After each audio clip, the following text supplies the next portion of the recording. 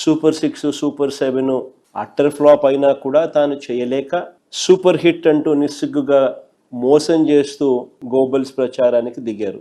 మోసానికి shirt pant వేస్తే అది చంద్రబాబు అవుతుంది, అబద్ధానికి రెక్కలు కడితే అవి చంద్రబాబు మాటలు అవుతాయి. ఈ బడ్జెట్లో కూడా అవే పచ్చి అబద్ధాలు, తప్పుడు లెక్కలు, లేని గొప్పలు, చంద్రబాబు భజన ఈ బడ్జెట్లో ఇవే కనిపిస్తాయి. వృద్ధి రేటు 11.75% చంద్రబాబు నాయుడు గారు చెప్పుకొస్తారు. సిమిలర్లీ అంతేకాదు 2025-26 సంబంధించి రాష్ట్రంలో జిఎస్డిపి గ్రోత్ రేటు 10.75% గ్రోత్గా గొప్పలు చెప్పుకుంటారు.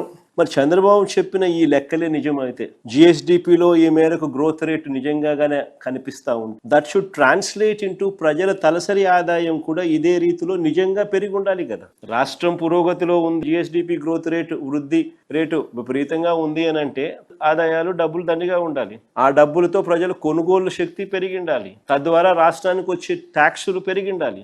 ఇవన్నీ సైక్లికలే కదా. కానీ అది జరిగిందా? ఇది వాస్తవమేనా?